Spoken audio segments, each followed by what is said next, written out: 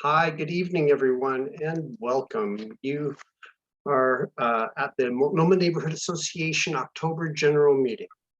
It's Tuesday, October 11th at 7 o'clock on the nose. We've got a busy agenda, and I appreciate you taking some time out of a gorgeous harvest fall day to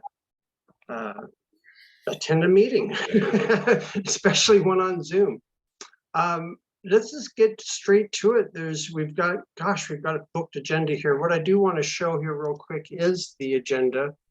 Share that with everyone.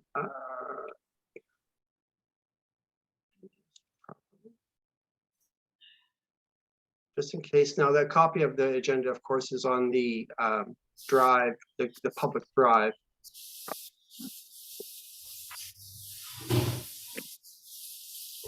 And it's going there. I noticed that there's also some people in the waiting room there. Well, okay. So what we have is, of course, the agenda, 7 o'clock, meeting call to order, and a hearty welcome to everybody. Looks like so far, I'll give us a count here in just a minute when I can get back to my regular screen. Now, it looks like we have 20 participants here so far. The approval of the agenda in the previous minutes. The agenda is as displayed. You'll notice that what I've done is I've got a few things related to development at the beginning, and then we're going to go straight into the officer elections. And then we have a representative from PBOT, Portland Bureau of Transportation, talking about the bike ped improvements. We also have then our officer updates, which are pretty quick, and then the committee updates. And with any luck, around 8:05, we'll have a check-in with a local officer, Portland police officer. He'll give us a check-in of what's going on in the community from his perspective. Then we'll go on. We have at 8:20, we have our SRV, our old business, and we have Devin Hoyt with All Good Northwest giving an update on that, on the situation there, and then also dumpster days, which was amazing. So I'll save that for when we get to that point. And then in new business, we do have a few items as well, and I'll leave all of that for Corinne Wallace to be able to present. And then finally, as part of the agenda, just to give everybody a heads up, next month, we're going to have a representative from ODOT here at our meeting speaking about the planned improvements to the I-5 bridges at Southwest 26th. And when you start to take a look at the project and what's being proposed and the reasons why, you may want you want to attend and learn a little bit more about this project. It's going to be pretty comprehensive, it sounds like. Okay, so do I hear? I would ask for approval of the agenda, and the previous minutes, I should say, are in the public folder. Also, we have the YouTube link available for the previous meeting as well. So I would move that we approve the agenda. Unless there's anybody that says that you want to add anything else. Okay. So moved. Thank you. Next up, let's talk about the M&A development for a moment. We had discussed as a board the idea of doing a hybrid with the desire to, of course, get back to in-person meetings. And doing a hybrid is kind of popular in the fact that it's being a hybrid is presenting the best of both worlds. It's allowing people remotely to be able to participate, but it's also allowing people to come face to face. And so for us to be able to put a hybrid on, it takes a little bit of planning. And so what we've decided to do is just postpone it until January, continue the way that we've been doing and with the hybrids or with the virtual system, and then tackle it in January and see where the lay of the land is as well. But it seems like the virtual meetings, we're finally have got a nice flow to these, and we get a lot more participation. But having said all of that, I would really like to see in-person meetings happening again. So we'll circle back around to that. But I wanted to at least let everybody know. The next part of the M&A development section is we have 3 positions open. This meeting is all about those about positions, but we have 3 committee chairs positions open. And I wanted to get this out early while I had a big audience here to ask for any volunteers are gratefully appreciated to just reach out to me at the multnomah-chair@sweeney.org email address. We have an opening at land use, we have an opening in schools, and we have an opening in parks. So those are one of those 3 issues are a passion of yours. By all means, reach out to me. And I will say this, one thing I've learned here before we get into the elections is that the ability of the community committees to be able to get some things done. I got to give tip of the hat to Steph and our McLaren. They are our new transportation chair for taking me around here recently to some of these targeted areas that need some attention. So, and I'll reserve that teaser until later on in the meeting. Hopefully he can get into some detail about that. But I think we might be able to get some things done, and same with schools, same with parks, same with land use. And so I'd ask that you consider volunteering. All right. Let's see. It's 7:07. We're ahead of schedule. I'm not going to complain about being ahead of schedule. I think we should just go straight into the elections. Although Tad, I see your hand up. We skipped over approving the minutes. You're right. I did. I did make them. Okay. We don't have to take a vote, or can I present that as do I hear anybody against that, or? Right. Yeah. If there are no corrections, then the minutes can be approved as presented. Very good. Okay. So to make it to do it formally, then, if there are no corrections then to the agenda or the previous minutes, we move that they be accepted as presented. And then Ruth, this is where you came in and you said you're so moved. Yep. Okay, very good. Okay. Well, that's an interesting lead into the officer elections. What we need to do with officer elections, of course, is we have to elect our officer positions, the board positions. I do want to go over credentialing and overview of the voting procedures and let Will handle that. And I should probably, Will, what would you think about taking over the conducting of the meeting during the election part, seeing that I'm one of those folks that are on the ballot? Does that make sense to do? Yeah, I can do that if you'd like. If you'll make sure you get people in the waiting room in. Okay, I can do that. Also, I'm going to stop the sharing of the agenda for the moment. Yes, make it a bigger screen there. There we go. All righty. Now, at this point, are we going to get into taking attendance and credentialing? I think So we have to.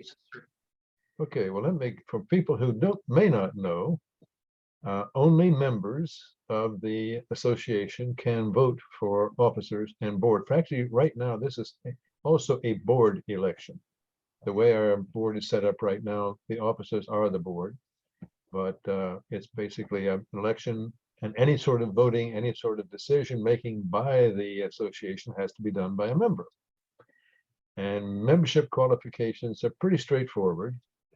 You have to, first of all, if you're over 18, or 18 and over, then if you live in the boundaries of Multnomah, if you own real property in Multnomah, if you own a business in Multnomah, or if you have in fact applied in writing to be a member and accepted, no matter what other qualifications, you are a member of the association and qualified to vote.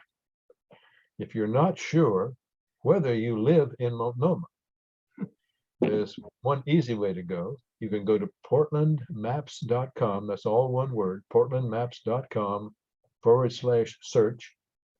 Put in your street address, not the city, state, and zip, street address, and it will show you your neighborhood along with the other characteristics of your address. Any questions about what it takes to be a member? Okay, so what we'll do next is do voting, and voting to, it's not voting for the slate, that'll come up. What we're going to be voting for is, or polling, I should say, to see who's in the room, how many members there are, and if there are any guests who would like to register themselves as a present, that'd be fine too. Now, Zoom polling, if you haven't done it, is pretty straightforward. We'll put up a poll, and because Zoom registers logins, not people, and members are people, you could have more than one member per login. So there's anybody, are there more than 2 people per login? If you would raise your hand or raise your hand down in the bottom of the screen. But if 1 or 2 people, we can handle it pretty easily. What will happen is this. We will put up a poll, which will say qualification or we'll say credentialing, attendance. You'll see 2 choices. First is the first person in the login. And you say, I'm a member or not a member, or I'm not sure. You can actually say that, but you either a member or not a member. There's another one for the second person. Now, it's important to put something in that second person choice. This one of them says doesn't apply. So you'll vote, you'll put 2 marks in the poll. The first is the membership status of the first person, and the second is the membership status of the second person, or it doesn't apply. Then after we've had a few minutes to do that, we'll put the poll up results, and we'll see how many members are actually here by polling. Now, it's possible that somebody can't get to the polling. Either their machine doesn't do it, or they don't know how to do it, or whatever.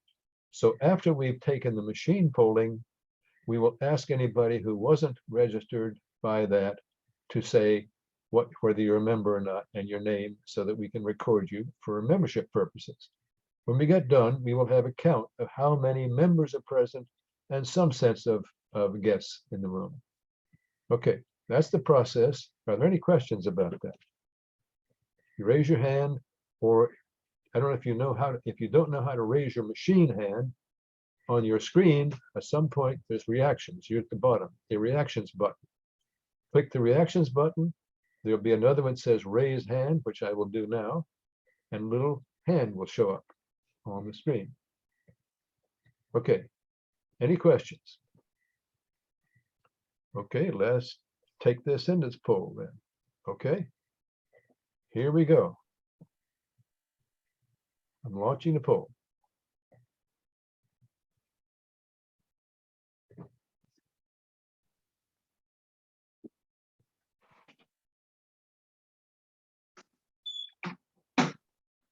Okay, keep going.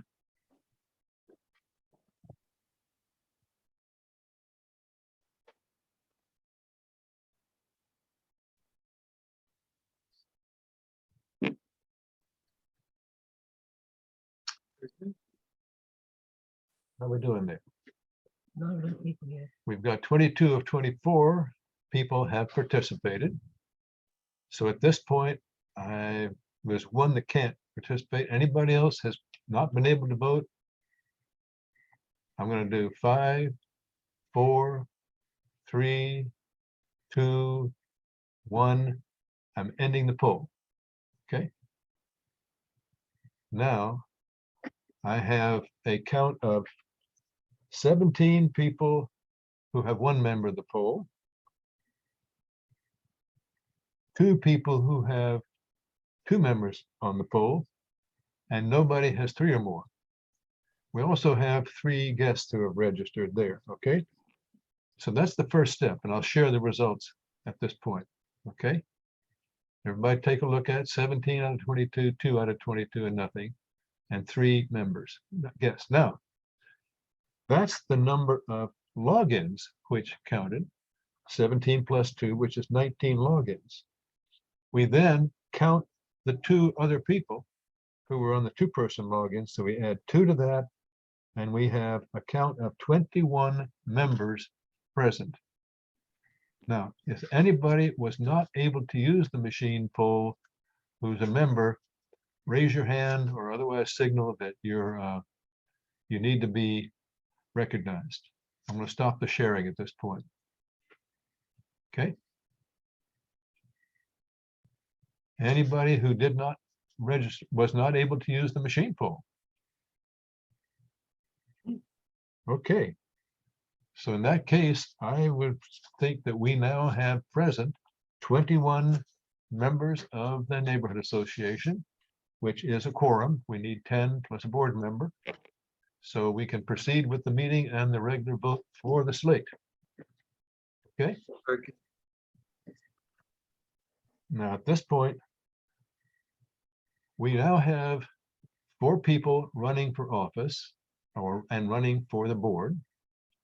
They are the president, or excuse me, the chair, Moses Ross, the secretary, Julie Leet, the treasurer, Tad Davis, and the vice chair, Beth Omansky. And I don't see Beth here today, but she's running for the slate. Okay, that's the slate of candidates. Now, are there any other nominations being brought up for a board position? Yeah. I'm not hearing anybody. Okay, so we now have the slate in front of us. I would entertain, is there anyone who, I'll just make very sure, anybody else want to run for office or nominate somebody? Okay. Now, we can vote individually, but I would entertain a motion to vote the slate and as a unit. I move we vote the slate as a unit. Okay, Second. Robin Schaffer voted the slate as a unit. Okay, Second, second, who was the second? Amanda Fritz. Okay, Amanda Fritz. Okay. All right. Now, if we would also, I would entertain a motion possibly, if there seems to be a pretty unanimous opinion, rather than take a count vote, that we vote in the slate by acclamation. Does anyone object to voting by acclamation?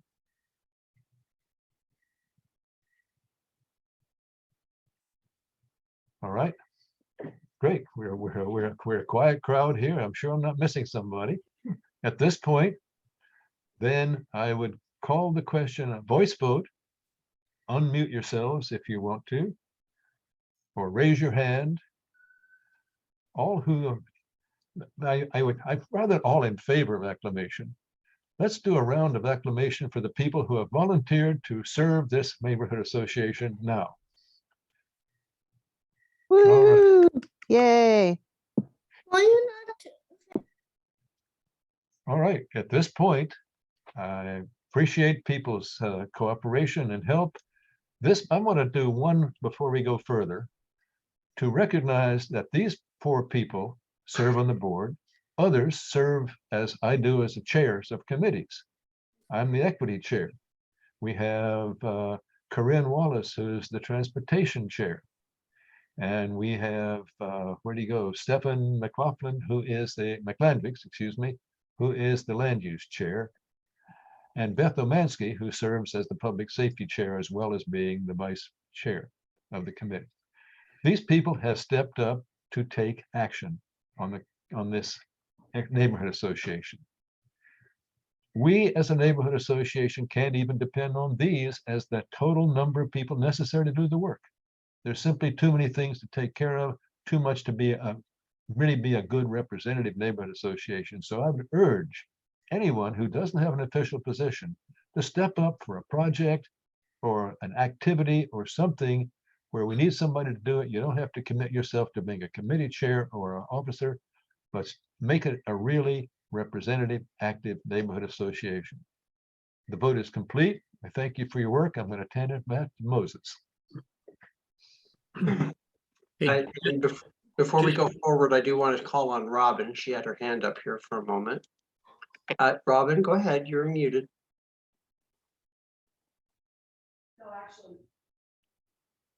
Actually, sorry, I was just voting and I forgot to put my hand down. I have no comment. Gotcha. All right. Peter, Thank is you. that what you got? Right. Go ahead, Peter.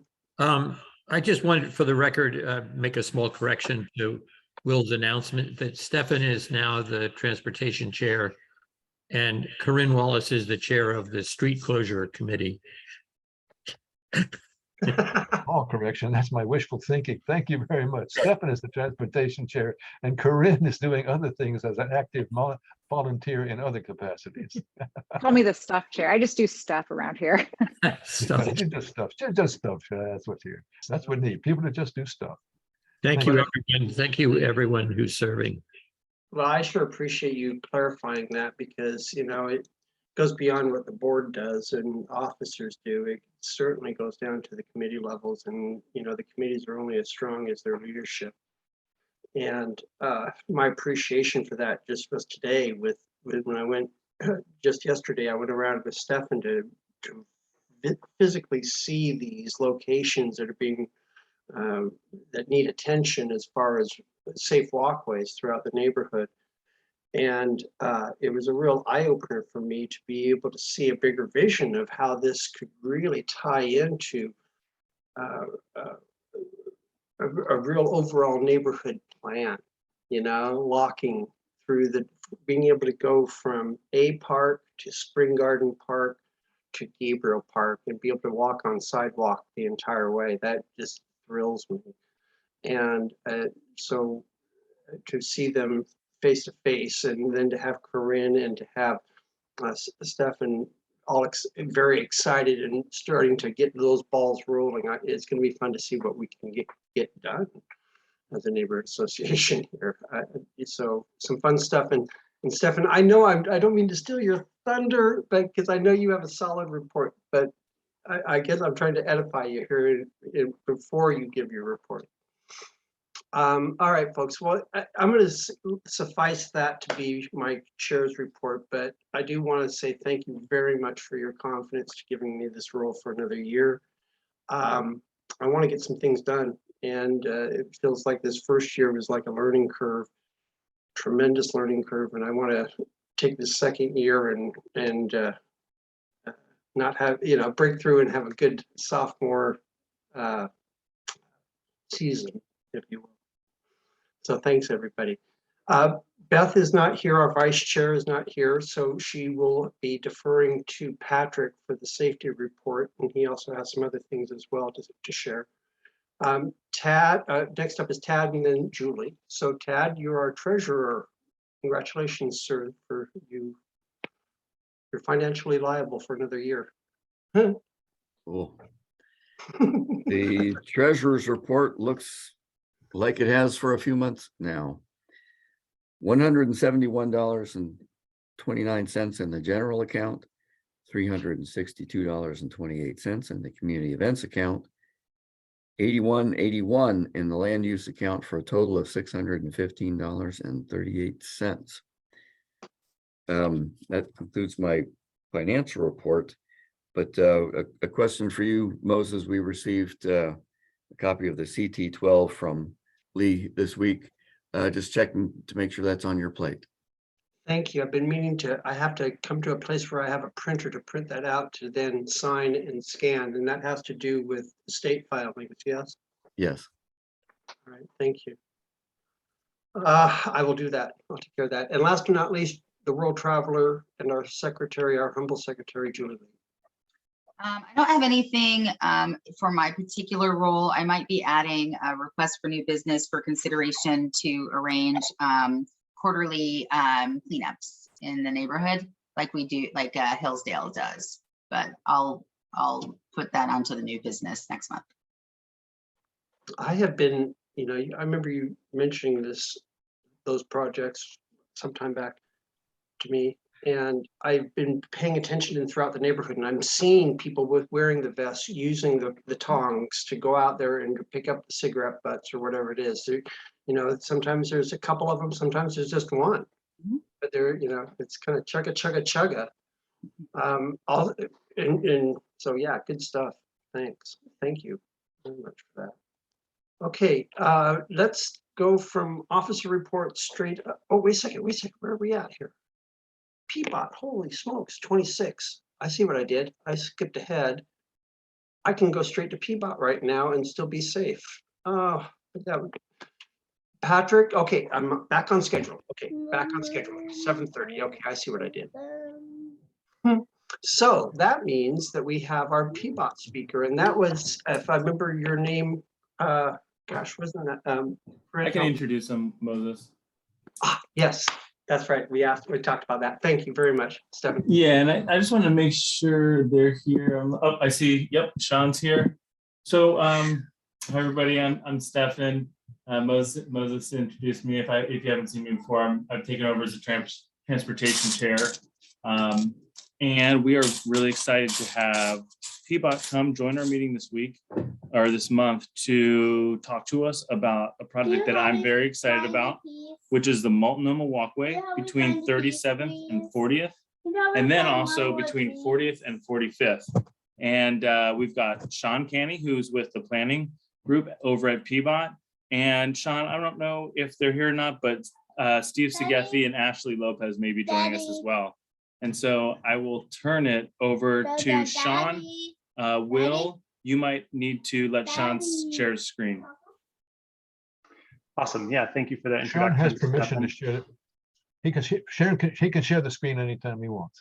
Awesome. I appreciate that, Will. Yeah, I know that Ashley was at a conference today, so she may or may not be attending. I'm not sure about Steve either. However, I'll make sure that when I'm done presenting, that you at very least have access to Ashley's email address, because she is the project manager for this project. But yeah, I'm Sean Canny. I'm a planner at the Portland Bureau of Transportation, and I'm here to present specifically about the 37th to 40th segment of Southwest Multnomah Boulevard. Right now, there is not a supplemental project, but there's an adjacent project that is occurring from 40th to 45th that's actually kind of a tie-on to the Capitol Highway work that's happening.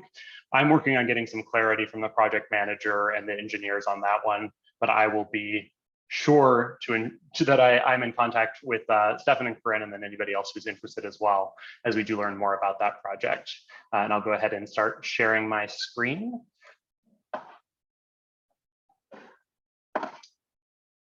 All right. And right, can you see the presentation of the full screen right now? Not yet. Not yet. Awesome. Sorry. The dual screen and Zoom, I've gotten Teams down, but every time I get on Zoom, let's see.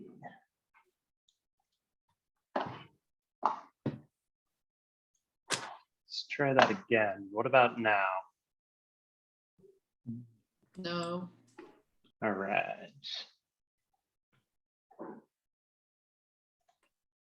One more try. Looks like that's working. Okay, how's that? Cool. Looks great. So sorry for the trouble. I'll try to keep this as brief as possible. Please, if possible, reserve any questions or comments to the end. I'm happy to reserve as much time as necessary within the 30 minutes to have a conversation about this.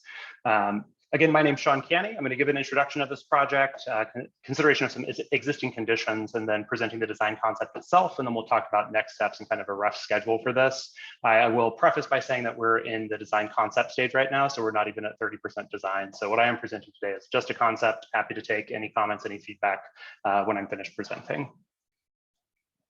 Starting with introduction, the project area is Southwest Multnomah Boulevard from Southwest 30th to Southwest 40th Avenue. The affected area is actually going to be the north side of that street, where there is currently no sidewalk, and all work that we're going to be doing will be occurring in the right of way. So it's a really interesting property lines in that area is that the right-of-way city property actually goes right up to the edge of the buildings there on between Southwest 37th and Southwest 40th on Multnomah Boulevard. We're planning to restripe the existing paved space to create what we're calling an interim protected safer shoulder walkway and bikeway, which will offer some protection and separation, which I'll discuss more in a bit. The project will also clarify legal turning movements to and from those adjacent properties on the north side of the street there to produce a safer corridor for pedestrians and people bicycling. The project, again, is currently in its design stage. So again, what we're presenting today is a concept. So what is a safer shoulder? Safer shoulder, it's described in Portland's pedestrian design guidelines that were updated this year, is a separated place to walk, bike, and roll on a roadway out of the path of moving traffic. Safer shoulders are designed to be cost-effective treatments. They're meant to be temporary until longer-term infrastructure or longer-term development can happen in the area. This project was identified as a major project in the Citywide Transportation System Plan, or TSP. Of course, the TSP is the state required plan to guide all transportation policy and investments. So it's a 20-year vision for the entire transportation system for all modes in order to accommodate expected growth, reduce carbon emissions, support safety for all users, and to promote healthy lifestyles throughout the city. The sidewalk gap was also identified in PED-PDX, which is Portland's citywide pedestrian plan adopted in 2019. The gap on Southwest Multnomah is part of what the pedestrian or PED-PDX calls the pedestrian priority network, which is intended to provide consistent and important connections to transit and other key destinations and neighborhoods across the city. PED-PDX, of course, went through a robust planning period of over 2 years and included engagement with thousands of Portlanders, including surveys, public events, focus groups, advisory committees made up of various community members, and it was adopted unanimously by City Council in 2019. The Multnomah Walkway project was also identified in Southwest in Motion as a top tier or top priority project. Top tier projects are those that strengthen existing walking and biking routes and close critical gaps to create a connected and safe active transportation network. This project, as described in that plan, is intended to partially fill the project requirements within the TSP through that interim safer shoulder treatment until more permanent facilities can be constructed on that segment. Southwest in Motion, of course, was created with input of community members, including a stakeholder working group, online mapping tools, feedback from community priorities, and then community focus groups, advisory committee consultations, and a project open house. As far as funding, the project funding is coming from two sources. One is the Fixing Our Street program, which is the 10-cent per gallon fuel tax approved by voters twice, once in 2016 and again in 2020. This project was actually earmarked on that project list when it was on the ballot. The other 50% of it is coming from the small capital programs. Small capital programs are the quick build program. These funds mostly come from the state's general transportation fund and are required by the state to fill gaps in the transportation system through small, relatively shovel-ready projects, although we don't really love the term shovel-ready because that implies that we're not planning or engaging or getting feedback from folks, and we're certainly doing that today. And again, that adjacent project that Stefan was mentioning. So on Southwest Capitol Highway, they were able to expand the scope of that to actually include a similar treatment on both sides of the street on Southwest Multnomah Boulevard from Southwest 40th to 45th. So filling that really critical gap that will actually make this project from 37th to 40th make a lot more sense. And again, I'm getting some clarity from that right now. When I do get clarity about what that's going to look like, we will present a design concept for folks so that folks have some idea as to what to expect in the area as well. Also to make sure that any sort of connection for all modes, pedestrians, people bicycling, are as safe and as straightforward and as smooth as possible between this project and that one. And so let's look at some existing conditions, which you're all probably pretty familiar with living in the area. Of course, Southwest Multnomah Boulevard connects the surrounding neighborhoods to the neighborhood center. And the street currently lacks any connected pedestrian facilities between 37th and 40th. The north side of the street is especially unsafe as the current paved space is used broadly for parking and vehicle movement to and from adjacent businesses and residences for the entire length of the project area. Here's an isometric illustration of the existing conditions on Southwest Multnomah. The existing sidewalk on the south side of the street ends pretty abruptly, and the north side of the street presents many potential conflicts between vehicles, people bicycling, and pedestrians. The parking along the north side of the street, again, is all in the existing right of way. So that's all on public property, which is owned and maintained by PBOT. So what are we proposing? The design concept here shows our planned improvements.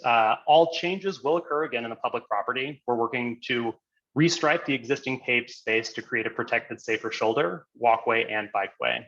The protection will be provided through new concrete extruded curbs that will separate vehicular traffic from the safer shoulder, as well as tubular markers, which we also call delineators, that will add to increase visibility.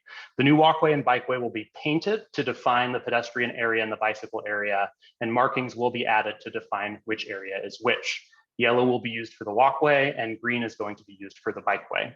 Additionally, we are planning to change the existing parking from perpendicular or straight in to angled parking, which will actually improve some safety and visibility compared to existing parking, while trying to maintain as much parking as possible for some of those auto-centric businesses for the time being. Our intention is also to create entrances and exits to adjacent properties, which will define with directional arrows to direct traffic through the parking areas and in and out of those parking areas. So here are those two illustrations side by side to show the proposed changes. I will note too that this is just a design concept.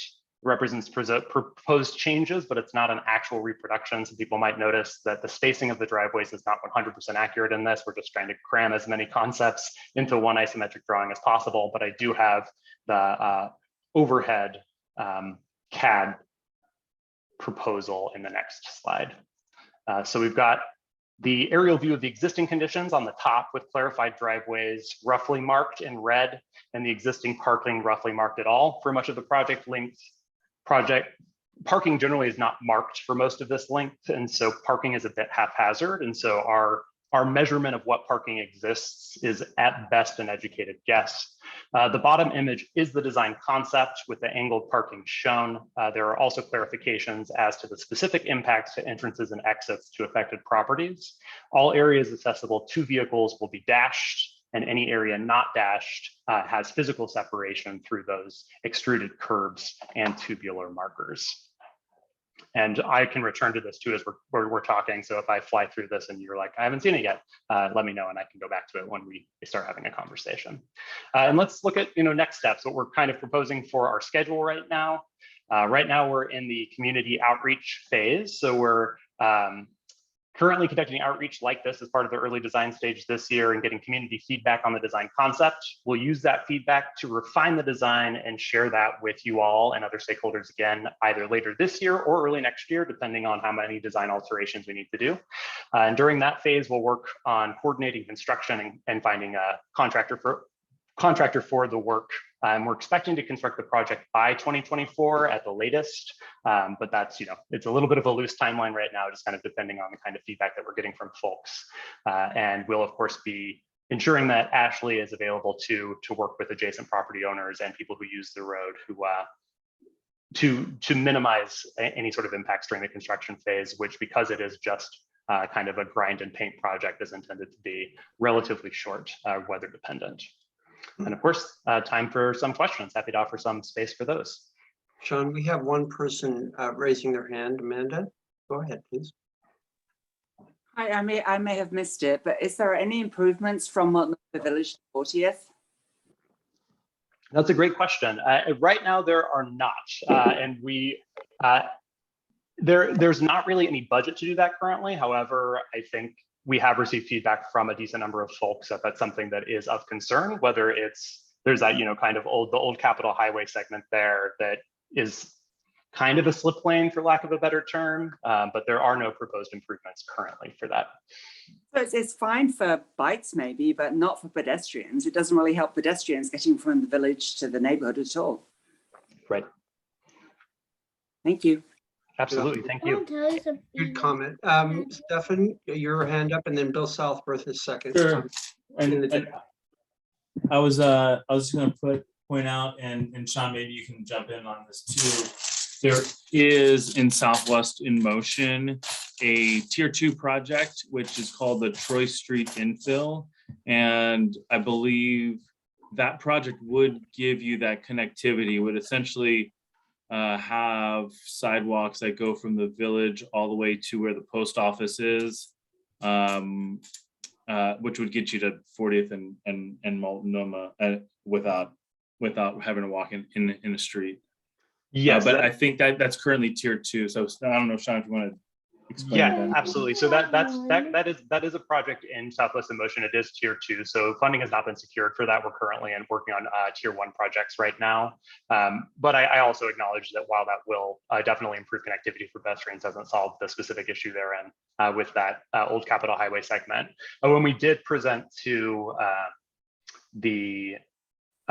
to Sweeney's Transportation Committee. And of course, we only did that just because of timing. We prefer to come to neighborhoods first, but folks are having conversations about what it would look like to potentially close that lane. And I think that there are potentially lots of ideas. We of course don't have funding for that in the scope of this immediate project, but are happy to have those conversations, knowing that there are quite a few different ideas as to how to potentially make that a safer transition for folks, especially pedestrians from Multnomah Village specifically to this project. Very good, Sean. Thank you. Next up, Bill. So as you know, there's a number of businesses along there. I'm not a business owner, by the way. And that will require parking for them and for their customers. Has that been looked into in terms of the amount of traffic that is there and for how long they're staying? Yeah, absolutely. That's a fantastic question. So we've actually done specific field work on the corridor, and we have spoken to the owners or managers of the affected properties to talk to them about the parking that they're utilizing now and then what the proposal will offer, because there is a limited amount of reduced parking that will happen as a result of making the parking angled.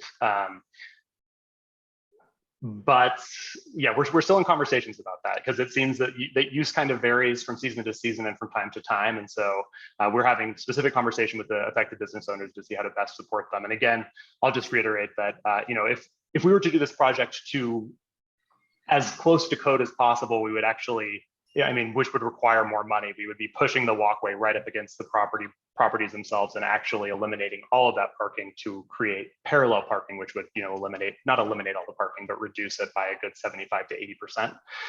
And we're talking about right now something around 10 to 15% total reduction for the length of the corridor. Good. Very good. Thank you, Bill. Corinne, you were on deck. So you're up. And Ruth is up after. Yeah, I just had a quick question about if the plan has changed substantially from the original Southwest in Motion plan. I thought I recalled the plan going up the viaduct a bit to connect to the village and creating a good path from Southwest Capitol Highway up there at the top of around 36th and then all the way down to 40th. Do I have that wrong? You don't have that wrong. It's not specifically defined as such, but it is illustrated as such as Southwest in Motion. And that was definitely something that we expected as we started presenting this design concept would likely be some feedback we got. So I'll definitely, write that down. Again, we're pretty limited with the funding we have for this immediate thing, but it doesn't mean that we can't have conversations about what you need and what we can do to make sure that this is actually as useful a project as possible. Yeah. And I think we talked about this once before, but it would be an important one to bring the business association in on as well to get their feedback on. Yes, I actually did present to them 2 weeks ago approximately, and didn't get any immediate feedback, but they definitely have my contact information, and we'll be sure to, before we rear forward in construction, or having at least one more conversation with folks about it. Thanks, John. Of course. Okay, and Ruth? Thanks so much. Forgive me if you already covered this, but can you explain when you're going, that for me, biking through there, the scariest part is when you're going on the underpass, where the columns come down from the bridge above and you're really almost in traffic. Is this going to extend to that area? And is there going to be, what would be the solution for getting around that, that concrete? I'm not using the right technical term, but the bridge. No, the viaduct, but I know exactly what you're talking about. I'm going to stop sharing my screen and I can share again if we need to, just so I can see some faces when I'm talking to folks. And thanks for that question, Ruth. So this project doesn't address that. And of course, that's something we've gotten feedback from as a really constrained area that feels really unsafe to cyclists as they're going through there with traffic coming down from that old Capitol Highway onto the street. The constraint, of course, being the lane width that we're allowed to use there, and then of just the construction of the viaduct being as old as it is, gives us a pretty constrained amount of space to work with, which is why the bike lanes on that are much smaller, much more narrow than they normally would be. That's of course not a fantastic answer, I realize, but you are at least the third person who said something to me, so I'm definitely making note of all of these things to share with the planning team. Thanks so much. Absolutely. All right, let's see, we've got 3 more hands to go and it is 7:45. So we have, actually, we have about 15 minutes on the agenda for this. So let's just keep on going. Will, you're up. Okay, my question has to do with the other segment from 40th to 45th. We walk along it, but we kind of tiptoe on some sides because it's a very narrow space between the paved area and a rather steep drop off into a canyon. Is there really room in those areas for the bike and pedestrian lanes? Or how do you only put cantilevers out? That's a great question. We don't have funding to do any sort of cantilevers or actual widening of the road itself. So the paved area is with the constraints that we're working with right now. This is not, of course, a permanent solution. But the lane width from 40th to 45th is actually much wider than it is near the viaduct and from 37th to 40th. So our intention is to narrow the through traffic automobile lanes to the narrowest allowed legally, which is 10 feet, which will give us a little bit of more to work with. It'll still be a bit of a tight squeeze for pedestrians and cyclists, but it will actually create a good 7 to 8 foot wide area that can be protected with those, again, that extruded curb and tubular markers there. So it should offer certainly a safer alternative and a little less precarious one than what is there currently. Okay, thanks. 10 feet Absolutely. rather than 12 feet then as a right of way. Am I hearing it right? 10 feet is what we're switching it to, yes. No. Okay. Good question, Will. Okay, next up, Bill, and then Stefan on deck. Oh, you're muted, Bill.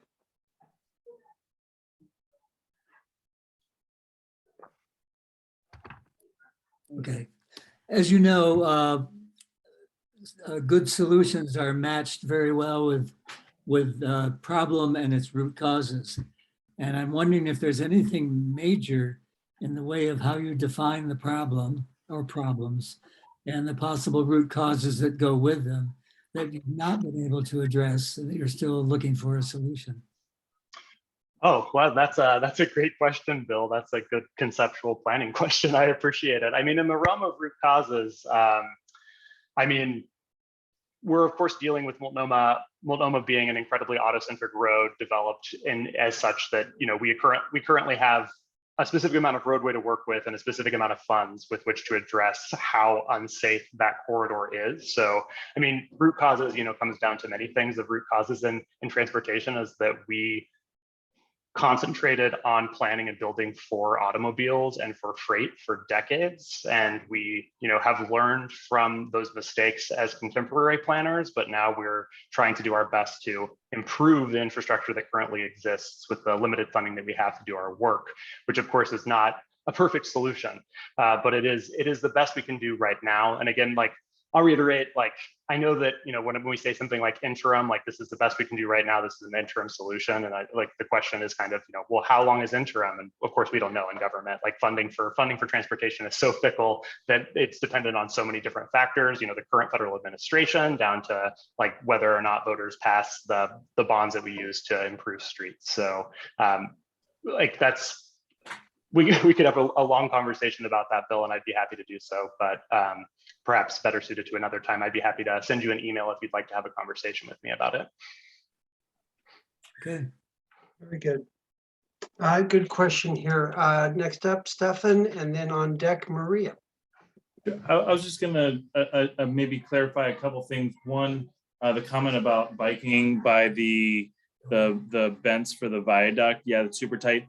I believe that outside of that viaduct is the current paved sidewalk.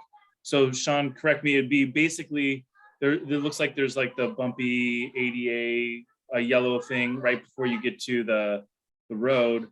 Essentially, this project will start there and head to the west. Is that correct? Correct. That is currently the eastbound limitation to that, and on the westbound, it's where the current current curb exists, but the 40th to 45th project it should at least address 2 of those existing curbs to extend them up to ADA standards on the north side.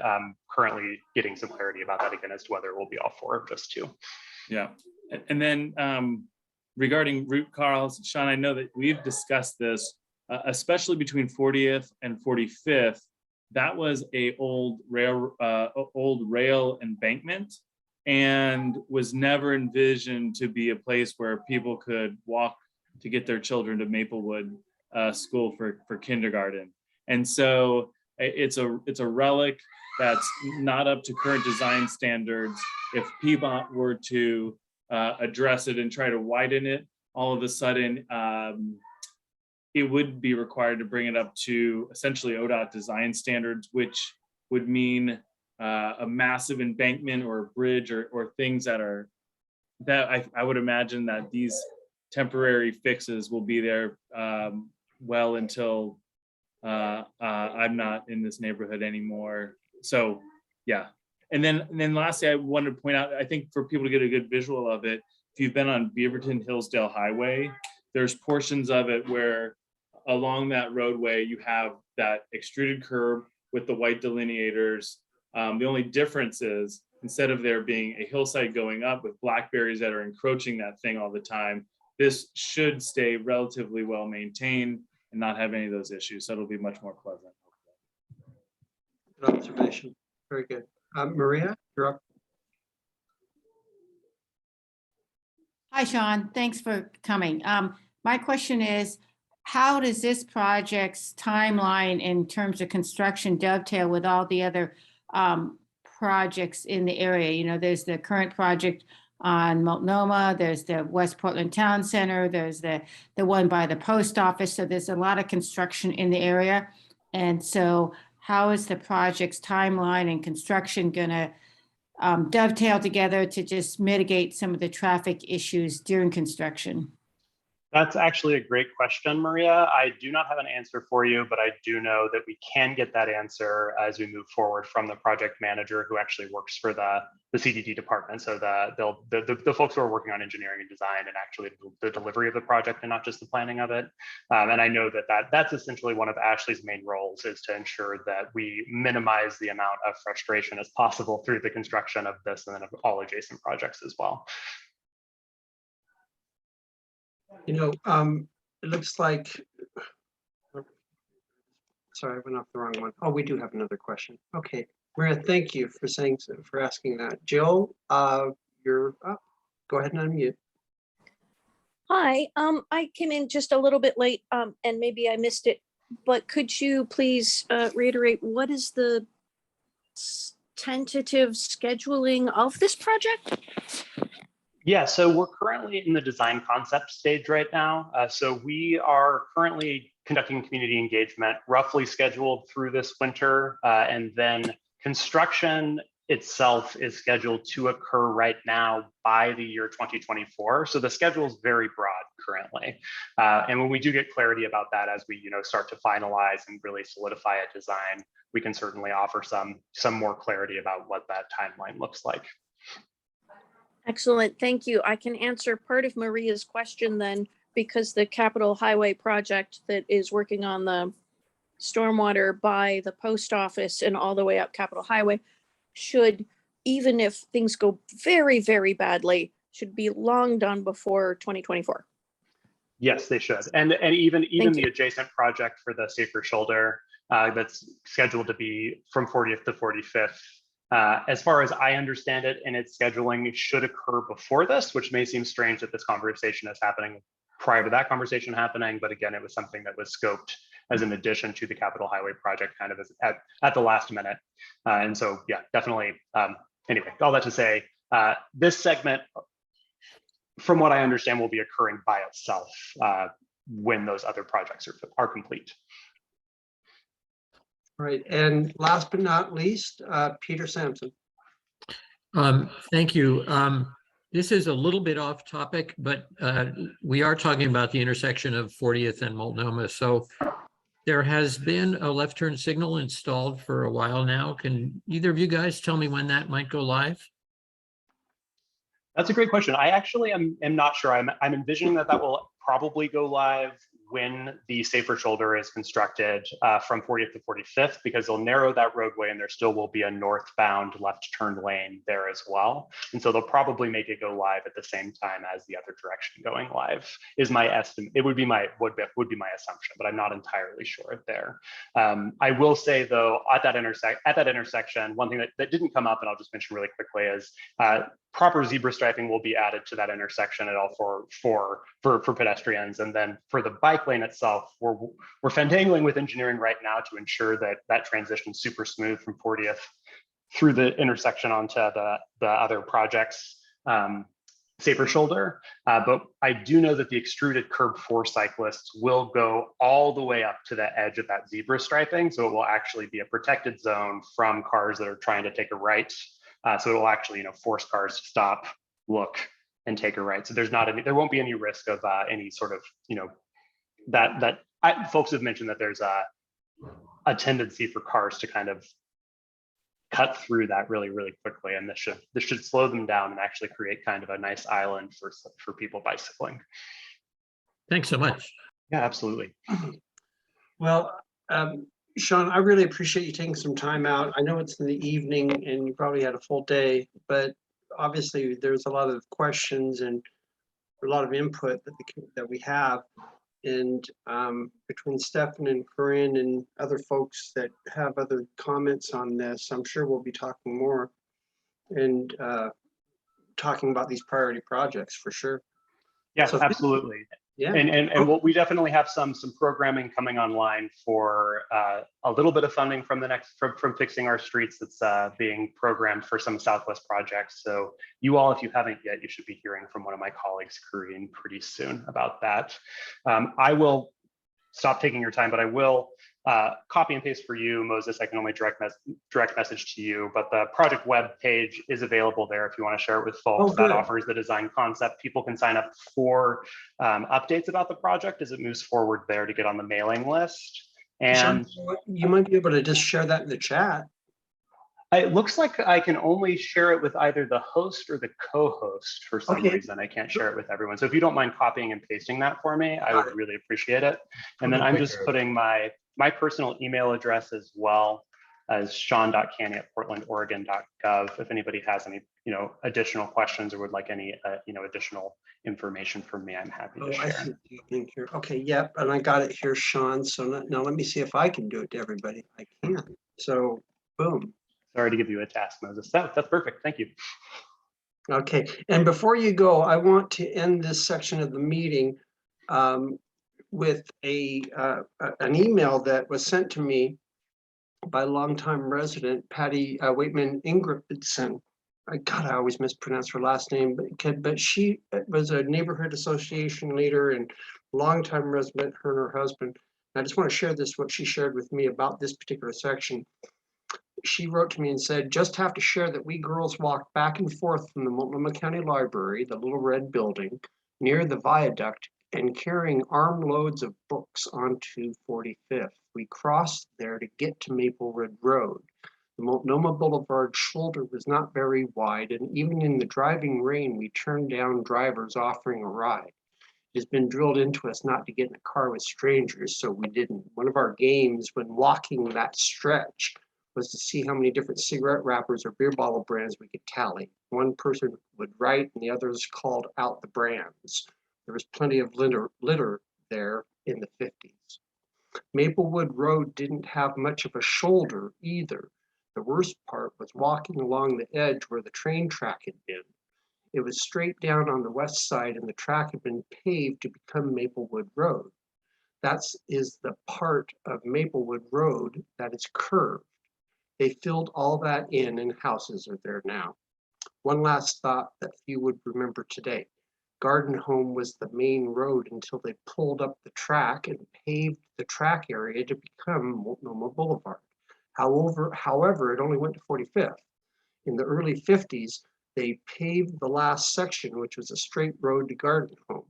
The businesses along Garden Home Road suffered when most traffic stopped using the very curly and hilly Garden Home Road. She ends it. That's your history lesson for today, brought to you by the Multnomah Historical Association. Patty, Secretary, Treasurer. So a little bit of history for everybody, and especially how it relates to what you were doing there, Sean, the improvements here.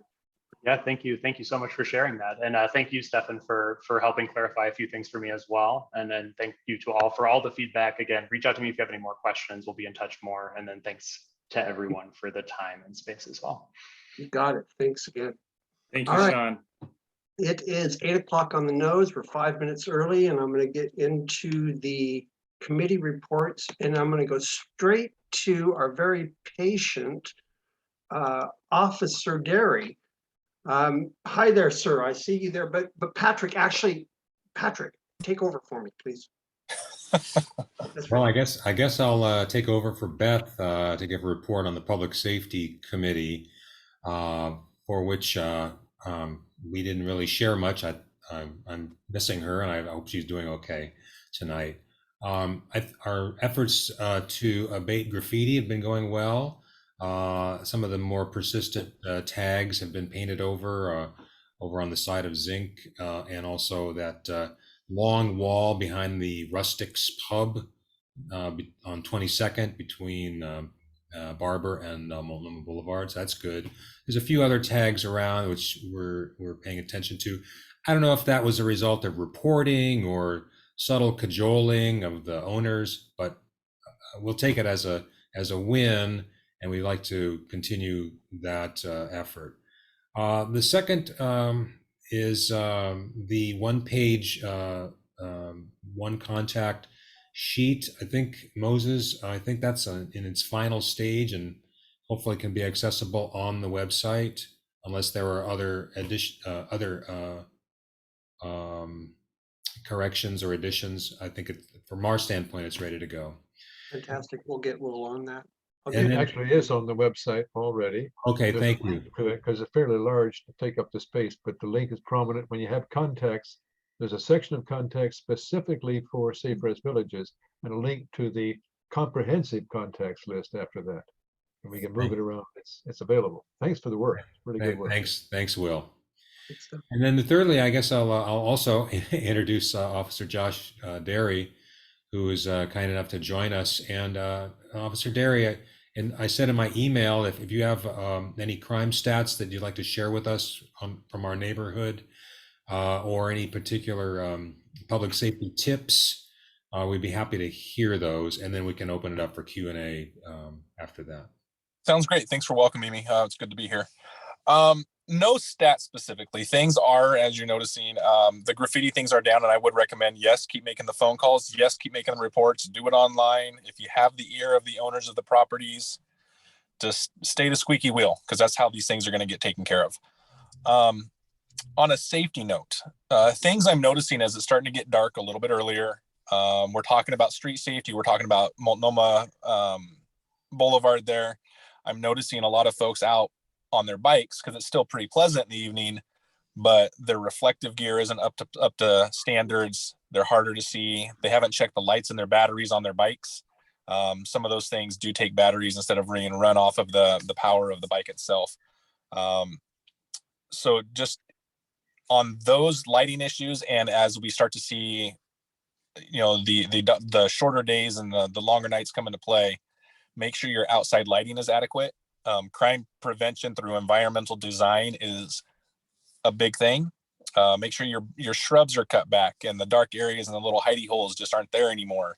Outdoor lights, all your bulbs are changed and fresh and up to date. As the temperatures start to decrease a little bit, the propensity for folks to look for a coat inside of a car brings up the chances and possibility of break-ins just for a simple sweater. So as we start to change climate and have a little bit less daylight, be aware of those things as we move that we sometimes don't pay so much attention to, that sometimes will invite a few problems. So those are the things that I'm noticing right now that I just wanted to make sure you guys have in your attention, send out in your newsletters, talk to the kids in school, whatever it might be, just so the word gets spread out a little bit that, it's going to get dark, and it's going to get dark sooner, and we are still out and about. So just take the safety precautions necessary to keep yourselves well. Yeah, those are really great tips. I've heard it said that just make sure your car is not very interesting. Nothing that even the most trivial thing can be an attraction for people who want to break in. True, very true. Do you know? Can you give us a guideline about how much lighting is enough? Some people use those little footpath lights. Others have lights in the trees, those little sparkly lights in the trees. Other people have motion and dawn to dusk lights. I mean, is just a little bit enough, or is there any guideline for that? What I usually let folks decide is, I mean, obviously there's a lot of personal taste when involved. Nobody likes their front lawn to look like the baseball stadium or the football stadium, but a lot of shadows and dark spots just leave a lot of space for people to kind of slither through into the backyard or whatever it might be. I usually say I like motion sensor lights. They don't have to be bright, but motion sensor lights where main walkways come into play, where someone might want to walk around a house. And then the front door.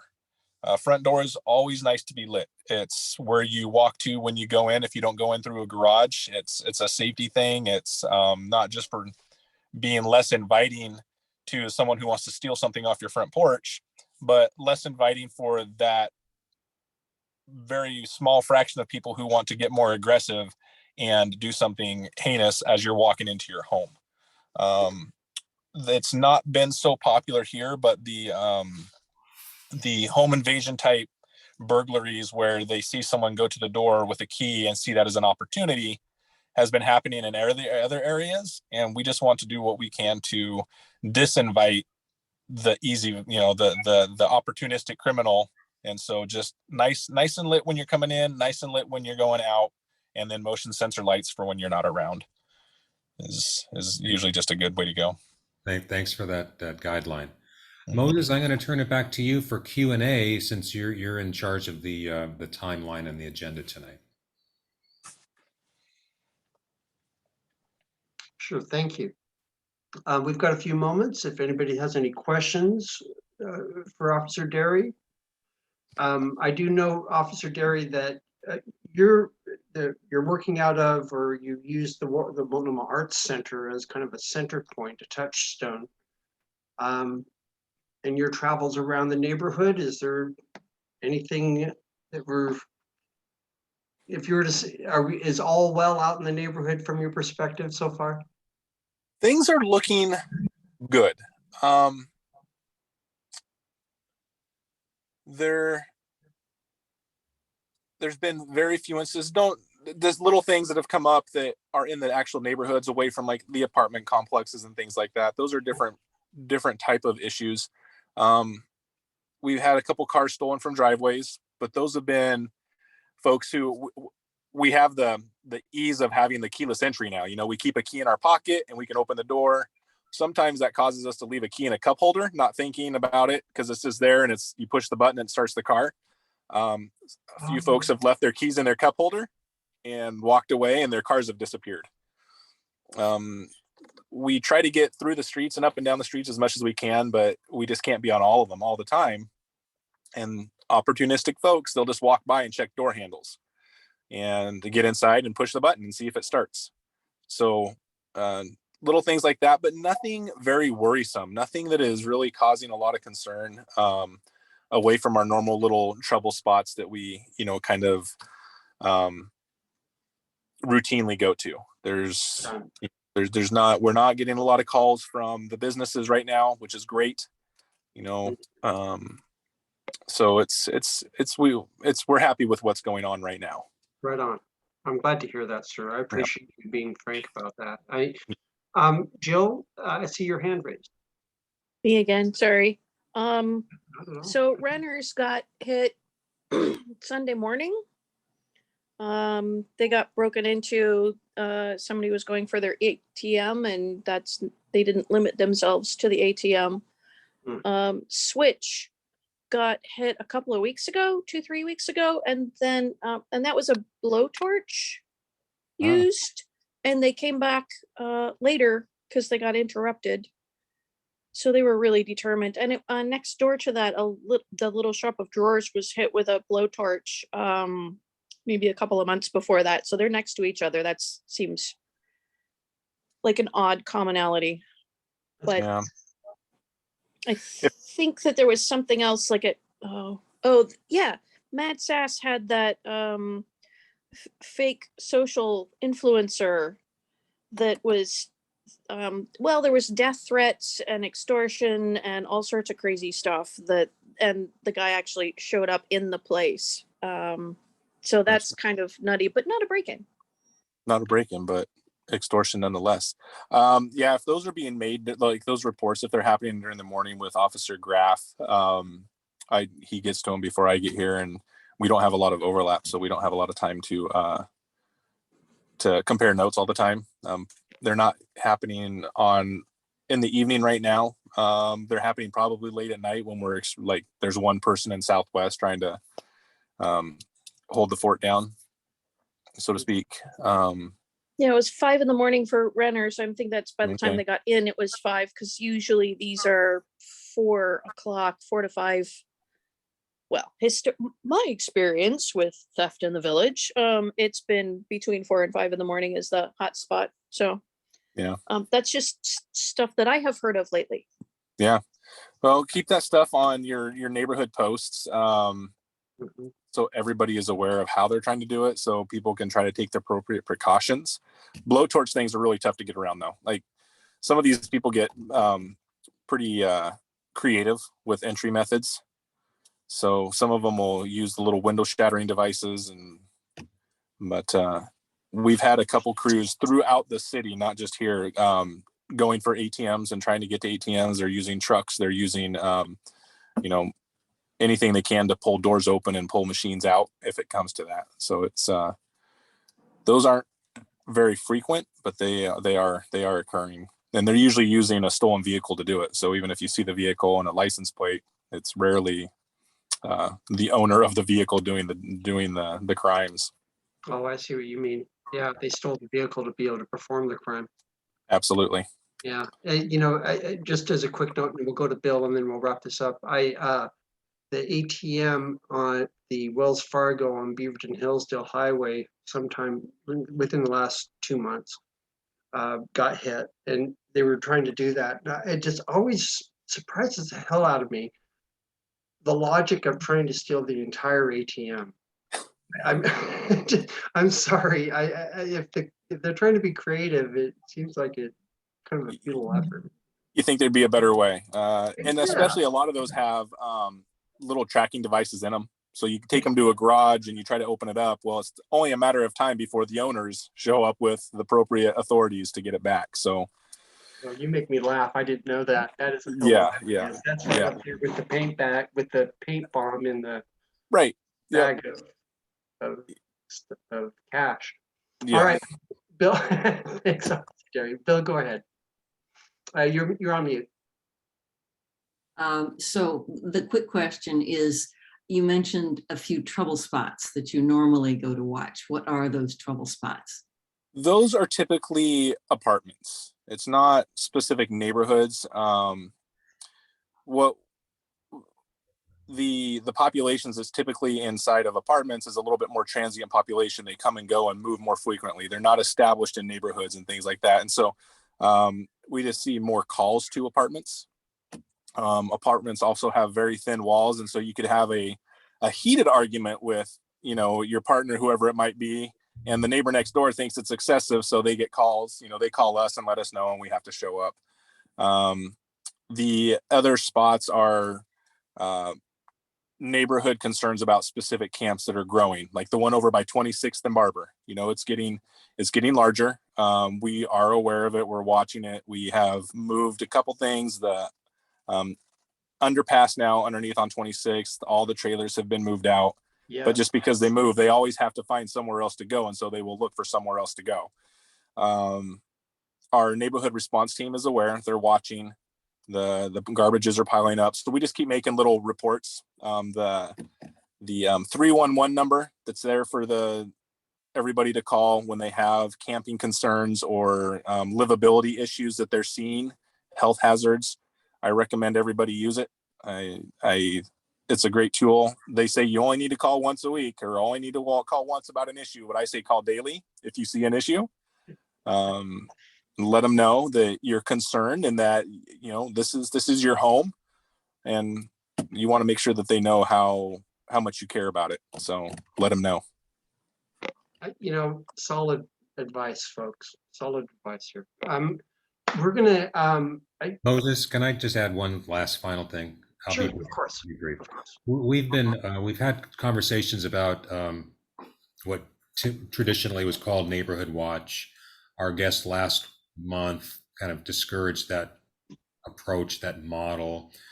But these things do happen in the dead of night, and so I'm going to commit to bringing back to this meeting either in November or December, kind of a nuts and bolts proposal for some modified version of eyes and ears on the neighborhood, and see if we can move that agenda forward a little bit without going, back to a, suspicion-driven model, but at least have a little bit more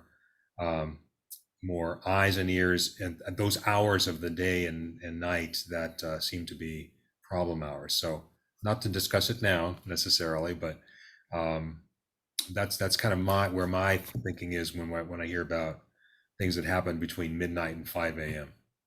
And and admittedly, Patrick, you're looking at it from a business standpoint as well. I mean, what we've heard here from Jill, who folks may not know, but Jill owns a storefront in the village, and so she has some. Her observations are solid. Yeah, just to add to the police blotter, the Multnomah Antique Store has a broken window that unfortunately they haven't been able to fix it yet. But so that's just another example of things that happen in the middle of the night in the village. I'll say this: I wish our coffers were large enough to help them on that window, because that antique store, they had just got everything finished. Yes, and that happened again. Yeah. All righty, let's move on here. It is 8:17. Officer Derry, thank you, sir. Patrick, thank you for facilitating that. Let's see here. Okay, so Will Fuller, we've got at 8. Let's see here. Gosh, we've got to hurry. Devin, hang in there with me. Next up is equity and communications, and then a quick update from Stefan in transportation. Okay, let me be very brief on this. I want to reiterate the overall aim of the Equity Committee is to make equity a natural part of what we do anyway, and instead of something added on. So sort of take a look at the equity motto, which is it open, fair, welcoming, and safe. That's equity. Now, along those lines, we've been working with the Southwest Equity Coalition, on the West Portland Town Project and other things. They were at the Multnomah Days. We're making liaisons with the equity activity around the southern part of the neighborhood. I would recommend that people are interested in West Portland Town Center particularly, go to our website, Multnomah Neighborhood website, and look at the land use, and under land use is the West Portland Town Center section. There is going to be a hearing before the City Council tomorrow, starting at 2 o'clock. It's a hearing, no decision being made, on the West Portland Town Center plan, which is large, complex, and has huge equity components. So take a look at that if you haven't. That's equity. Communications, as quickly, it's a subset of equity, making this place open to people's opinions and ideas and attitudes, and passing the word that this particular neighborhood association is a place you can go and be heard. Now, if that's not true, I'd like to know about it as an equity issue. I'm sure Moses would like to know about it as a chair. So this is a place where any neighbor can go and be heard and represent the entire neighborhood. That's the report. Thank you. Thank you. Well, appreciate that. Next up, let's do that. Stefan, you want to give me a summary of what's going on in transportation again? Yeah, so there's a project that that PBOT has funding for that's moving forward, which is going to be a greenway and a small sidewalk infill along Canby and Troy that essentially will connect Multnomah Village to more or less a park and Capitol Hill Road. So that's a really exciting project. There's a second project that they have funded, and that is to do some paving infill on what's currently a pedestrian path along Nevada Court around 23rd, so just north of Canby over there. And that's a project where Hillsdale Neighborhood Association has recently passed a motion to ask PBOT to not fund that. And we looked into it as a neighborhood association. And my recommendation is that we essentially support Hillsdale and we ask them to not fund it for various reasons, which I'd like to put in more detail into the mailer that goes out. And at our meeting in 1 month, we discuss it, and hopefully we can vote for a sensible motion, because I don't think it makes sense. And I even chatted with PBOT and they don't think it makes sense either, with potentially the goal to move the funding to that Troy Canby Greenway that they will build and actually upgrade it and make it even nicer. There's a couple other little things, but I think we should just move on. And so stay tuned and look for that. That's good. That's a good teaser. I like that. There's, okay, let's see here. Let me pull this back up here. Okay, let's talk subcommittees. Bylaws, that has been my ball drop, but there is a big impetus for us to have our next meeting here within the next few days. I know that Amanda's here tonight. I know that I wish one of the challenges in getting the bylaws committee subcommittee up and running was that our vice chair Beth wants to participate. And is very knowledgeable on this sort of thing. The challenge is her health has been kind of funky, and so that's part of it. I want to make sure she's involved, but we're getting down to a point where we have to get some things done with the bylaws and be able to present it to folks. So that will be happening here soon. The second point is the technology and the 501c3 committees. 501c3 committee, or the technology committee, met, composed of myself, Will, and Corinne, to work out a plan to move forward on the emails, independent emails, creating our own domain so that we have our own website and having unique domains that we can use as email addresses. And then the 501c3 kind of met at the same time, comprised of Corinne and myself and Will.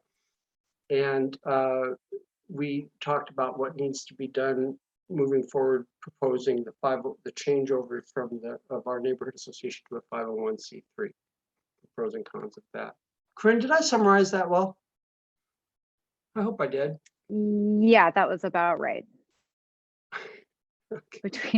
Between a 501c3, setting up a domain and email addresses, bylaws, and funding all kind of collide. And I think for us to move forward as a more productive and agile volunteer organization, I think those infrastructure pieces could really help us progress and offer more to our community. So yeah, you summarize it, Moses. Good. And we'll certainly be having some more discussions on that coming up in the next couple of meetings. And as we work on those. What time is it now? It's 8:24. And old business should have started 4 minutes ago. Shoot. SRV. I was doing so good, Devin. I'm sorry. Devin, we're going to talk about small business. There's 2 items. The first one is the SRV. We have as our guest tonight Devin Hoyt. Devin is works with All Good Northwest. And Devin, hello, welcome. Hi, thank you. Yes, so I recognize a few names and faces. I've had a chance to chat with some of you. I am the communications manager for All Good Northwest, and really I'm here tonight because I think it's really important that there is a steady presence from our organization in Multnomah Village. You know, we have heard plenty of concerns about the MSRV, and I think my job is just to start to really open up a line of dialogue with you all, and just once again become someone who you can ask questions to, and provide you with a little update of what's going on. So Appreciate that, you know, and it was really nice of you to commit to doing this for a while, you know, on a monthly basis, to kind of give this an update on the going ons there. Mhm. Do you have do you have some information you'd like to share with us as far as where the status of things are? well, currently, Multnomah Village, the SRV, is doing really well. I think in the short time that they have been a presence in your community, we have been able to house 4 individuals and to transition them into permanent housing. I think a lot of the community elements that are developing have had some positive impact. There have been job fairs that have provided gainful employment to 5 individuals just last month. So my hope is that we can just really engage with you all and put faces to names and stories to people.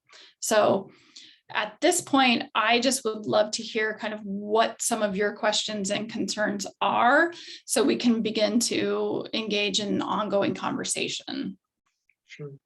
Has the how are the well, let me ask this. Are there so many questions? Let's just do we can have enough time. I know that we've only allotted about 5 to 7 minutes here for our section here, and I knew that there was going to be a question or two.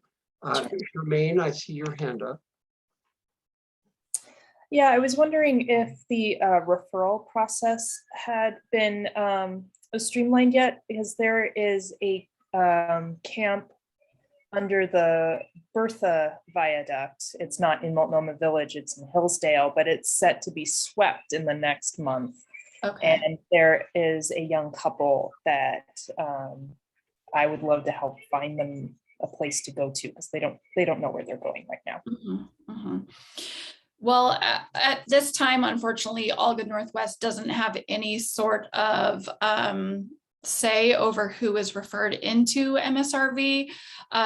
Really, MSRV is a direct referral source through the Joint Office of Homeless Services and other street outreach teams, such as Join or Transition Projects. So community members really are unable to directly refer folks into this specific village. As that begins to change, I will provide updates, but yeah, at this time, nothing has moved forward on that front. That still helps to know which organizations to reach out to, because we can then call Join and Transition Projects and tell them about this couple that live there. So thank you. You're welcome. Thank you for that. Is Devin, tell me, is there anything that you'd like to share with us beyond what we've talked about here? I know that this was kind of more of an introduction to you, and to be able that it was a full-scale report on what's going on with SRV. Mm-hmm. Is there anything that you want to highlight tonight or focus on? I think, you know, we're getting ready to transition into colder winter months, and MSRV was set up towards the end of June. They've had a really pleasant summer and early fall. It'll be it'll become difficult as we transition into rainy and cold weather. We're still trying to figure out just how much food service we will need and how much comfort items we will need. So just putting that out there, that if anyone has any resources or thoughts on donations and how they can assist with the participants in the village, feel free to reach out to me. I can provide my email address and contact info. But I think we're approaching a season that might be more challenging for MSRB. It is getting colder in the mornings. I noticed that. That presents a whole new set of challenges, but that's for sure. Well, Devin, once again, I'm thankful that you came here. Oh, Corinne has her hand up here. We'll go ahead and wrap up that. Devin, you had mentioned donations. Do you have a list of like most needed items that you can share that we can? Yes. Okay, that would be helpful. Yeah, no, I can definitely provide you with our most needed items and what really is critical at this time. Great, thank you. Patrick? Yeah, could you talk about your occupancy? How full are your units right now? We are at this time, from the last point of contact I've had with Brian, the program manager, we are at capacity. We are still utilizing 2 of the units for additional storage. And that is just kind of contingent upon the city providing us with extra storage. But yes, we are at, I believe, 28 occupants in each unit, or 28 units occupied. Amazing. All right, well, very good. Well, this is part of an ongoing discussion that we're having here in the neighborhood for sure.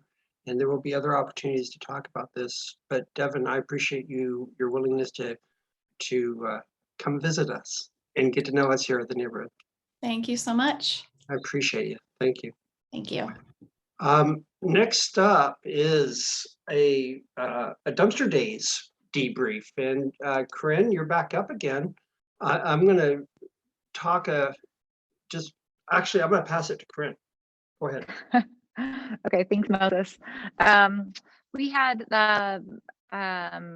Monica Kelly from the Department of Environmental Services reach out to us about bringing dumpster days to Multnomah neighborhood or to Hillsdale. And I talked her into coming to Multnomah at the Multnomah Arts Center because I think it's been a service that's been missing from our community for a while.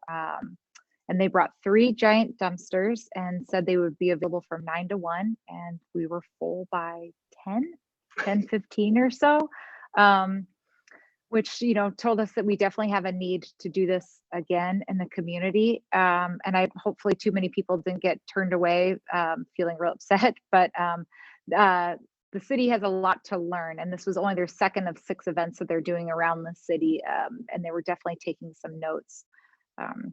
I think next time they said they would advertise starting at 9 until the bins are full, not even projecting until 1, because at their first event they were also full quite quickly.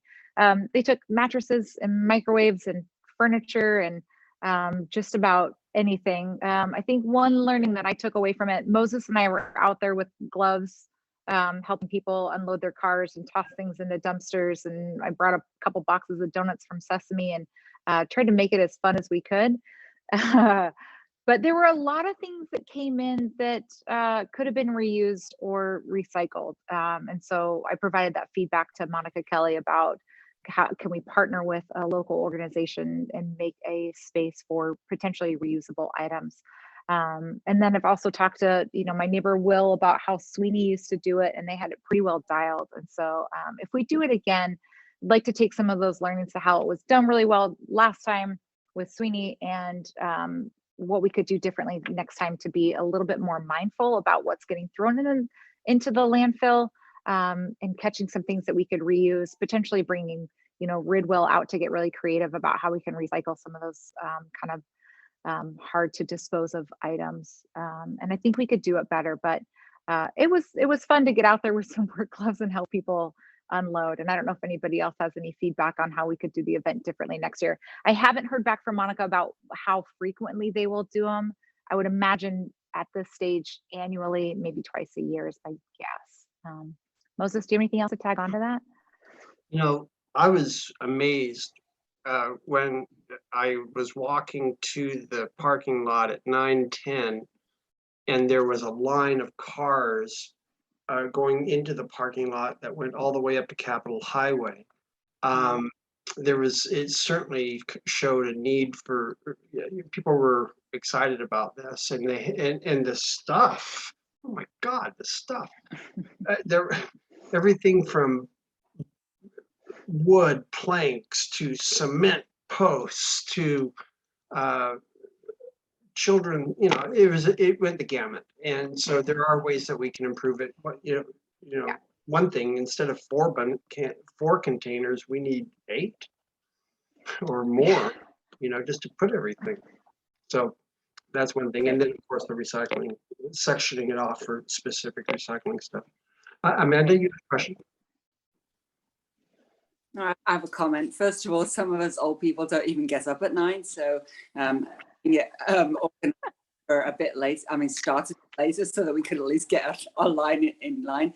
There's a church on the hills that does a really wonderful, I think it's Evergreen Church. I can let you know the details of all of the recyclable stuff. So potentially we could do it in conjunction with, take your recyclables there and take your garbage here. That's great. That's great. Thank you. Okay. Charmaine?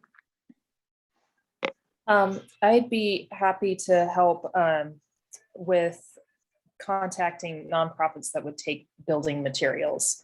Specifically, I work with one that is creating a new sober living village in far east Portland. They'll be needing building materials for 12 tiny house structures. Cool. Really quick sidebar on that. They're recycling, they're deconstructing the old house on Canby Street by the south part of Gabriel Park. And those building materials are available. We could email later, but. Okay, yes. Thank you. You definitely want to follow up on that because there's some cool materials there. Well, so onward and upward when it comes to dumpster days. I foresee us doing, like what Corinne is saying, doing this twice a year minimum. Yeah. Although I want to be careful between solve cleanups and dumpster days. I don't want to tarnish our neighborhood. Right on. But I think we're doing good for getting rid of stuff, but we're more than just trash around here. Sooner or later, yeah, that makes sense. Okay, so let's go to the new business section of the meeting. That's it for the old business. New business. Corinne, you're back up again. We're going to be talking about the community activity fund with the city of Portland. Yeah, so Civic Life heads up a community activity fund for Southwest Portland that neighborhood associations or volunteer run or nonprofits can apply for. But the funds are meant to be used for community building events, grants or scholarships or loans that benefit specific individuals, projects that are solely or primarily capital improvements, donations or sponsorship to other organizations. Oh my God, I'm sorry, I'm just reading the wrong list. That is what we are not using it for. Sorry, I'm reading online as a list of what we can use those funds for.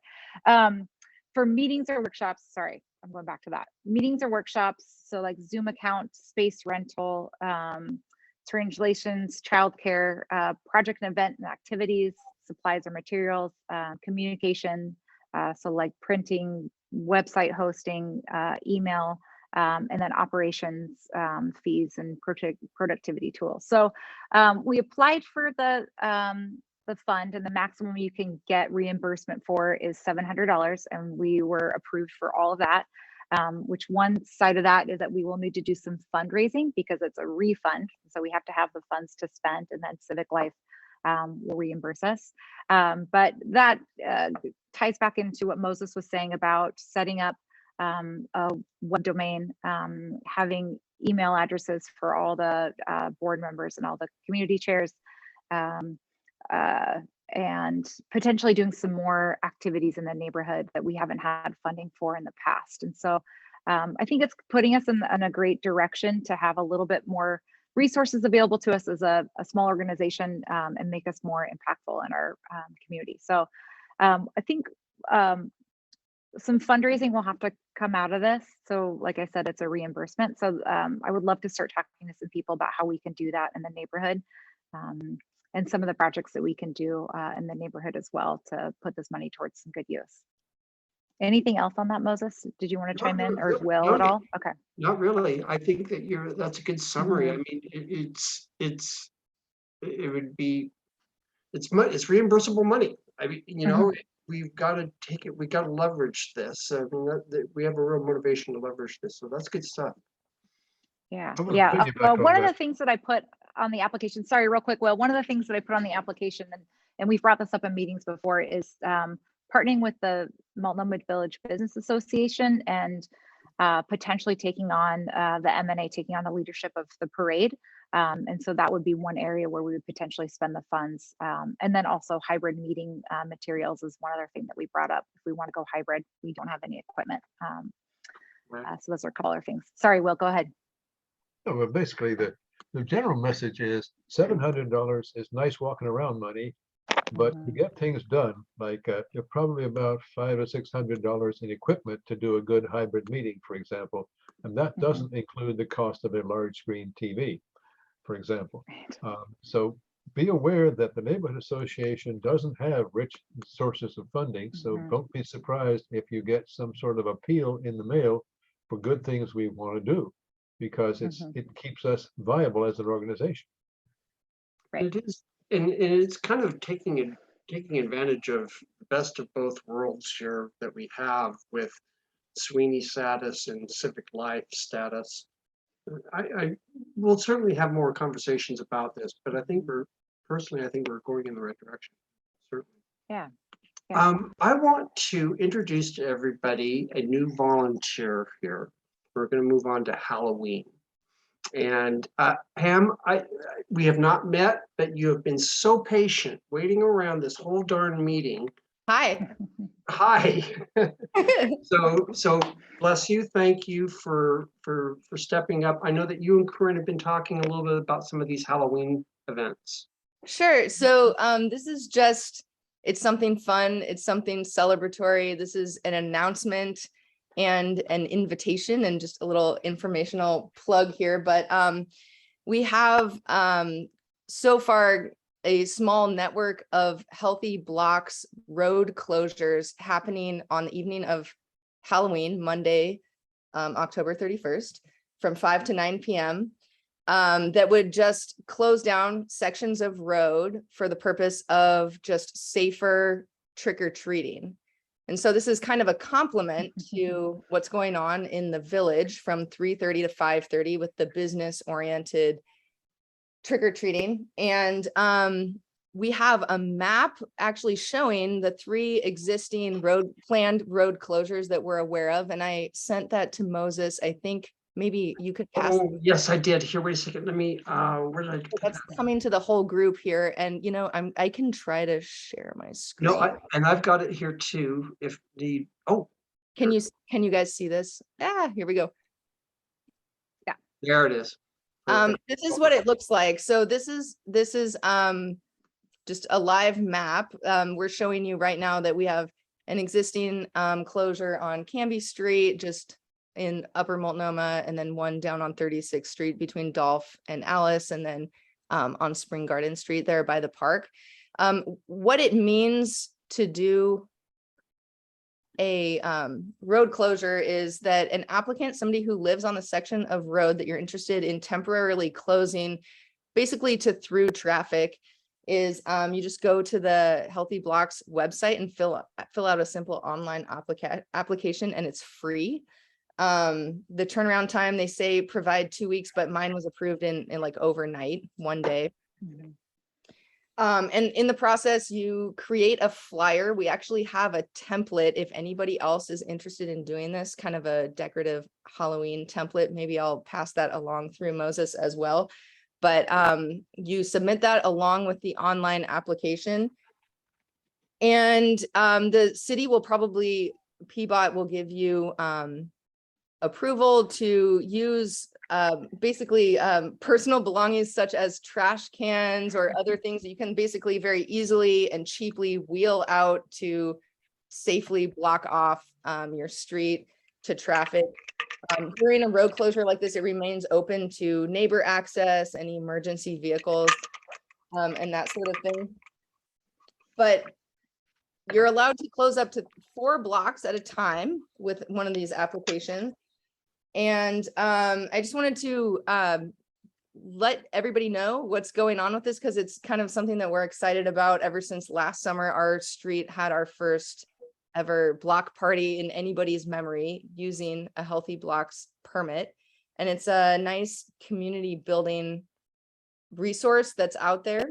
And the folks actually that work in the Healthy Blocks office, if you contact them over email or phone, they're very helpful. And we've just had a good experience. And we have this map that we're sharing with you now, and kind of the plans for what we could do with a map like that are in process, and it's kind of TBD.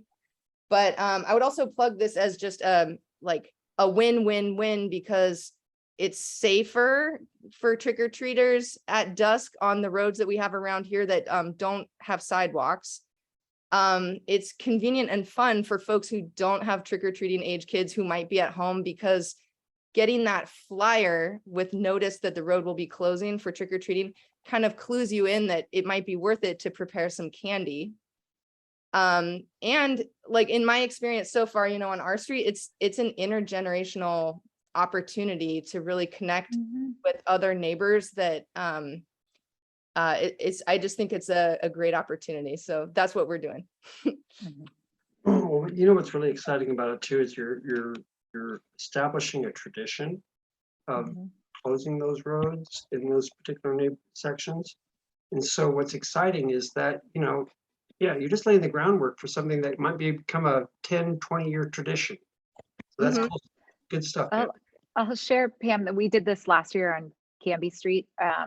And people came out of their houses with bowls of candy, and there was so much dialogue between all of the neighbors. Everybody was out as opposed to going to knock on everybody's door, which made it kind of like a big street party.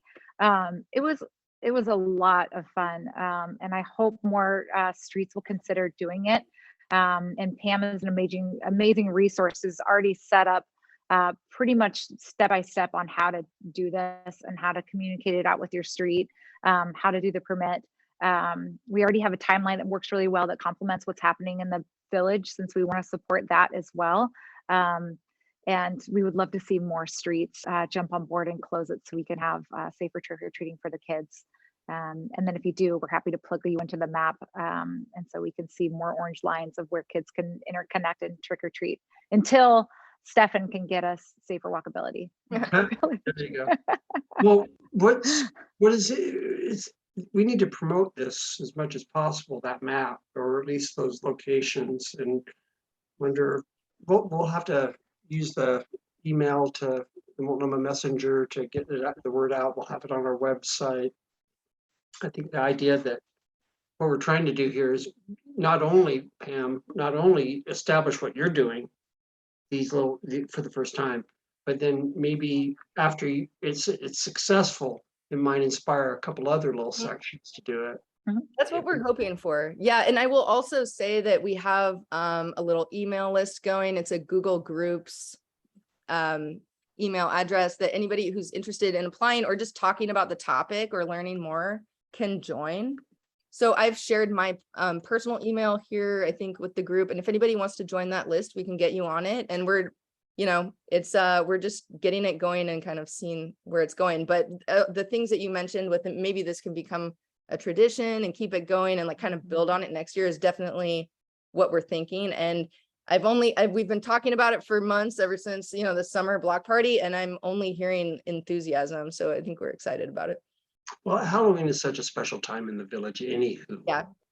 Anywho, I mean, I remember taking my kiddo down there and raiding the businesses more than once, you know, and yeah, so good stuff. Good Pam, stuff. what's your street segment? Oops, unmute here. I'm on Spring Garden Street between 30th and 35th at the bottom of the park. Oh, yeah. Okay. Yeah, so we it's For neighbors.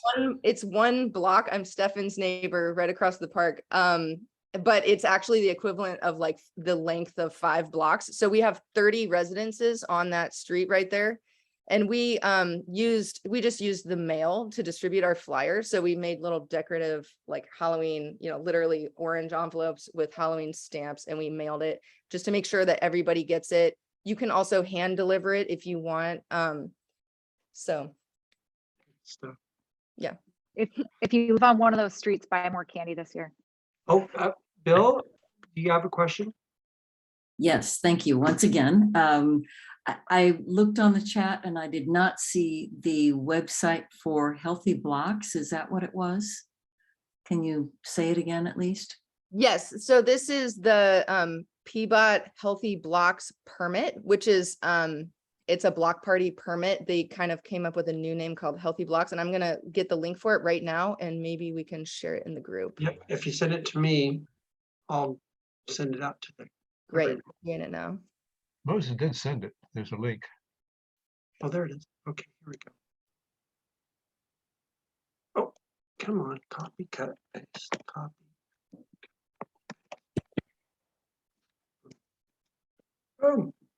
Oh, did I just send it back to you? Oh, shoot. Wait a second. I meant to send it to everybody else. I sent it to everybody a little while No back. problem. It did come to me. All right. Sorry about that. I just responded instead of passing it on.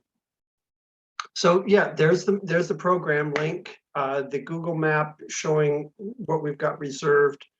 Pam, when you're finished with all of this, if there's, well, as you go along, if you need any help, let us know. Maybe we can help rustle up some volunteers, but it sounds like it covered your neighborhood really well. Sure. Yeah. We've got at the beginning of October, our announcement went out for our street, and since then we've gotten Corinne Street, who did it last year. So there was at least one street doing it last year that we're aware of, but I'm kind of just following her lead with what they did because it sounded like such a fun idea.